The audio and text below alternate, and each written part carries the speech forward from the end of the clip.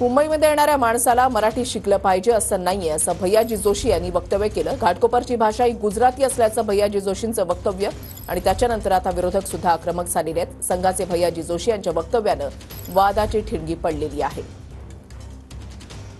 मुंबईची एक भाषा नाही, मुंबईच्या अनेक भाषा आहेत, पण त्या भागाची काही भाषा असते। तर घाटकोपर परिसराची भाषा तर गुजराती आहे। गिरगावमध्ये हिंदी बोलणारे कवी मिळतील, मराठी बोलणारे। त्यामुळे मुंबई सोपं आहे की येणाऱ्या माणसाला मराठी शिकलं पाहिजे असं नाही। त्यामुळे बहुतेक दीपकजी पण मराठी शिकले नसावे फारच काय असं वाटतं।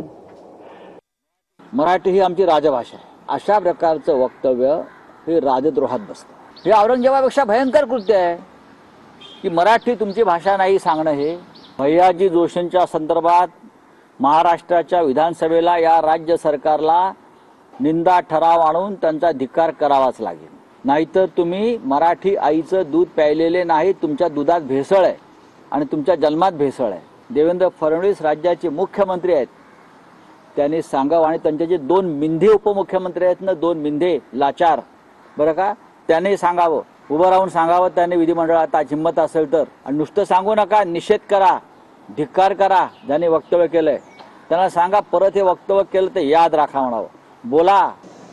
महाराष्ट्रामध्ये मराठी प्रथम हे आमचं सगळ्यांचं ब्रीद वाक्य आहे, बाकी सगळं नंतर। इथं येऊन म्हणतात की गुजराती प्रथम, याचा विरोध करतो आणि याचं उत्तर खऱ्या अर्थाने आपल्याला मुख्यमंत्री आणि सर्व भाजपच्या नेत्यांना विचारावं लागेल। त्या महाराष्ट्राची भाषा मराठी आहे, त्या मराठीचा आग्रह आमचा सगळ्यांचा आहे।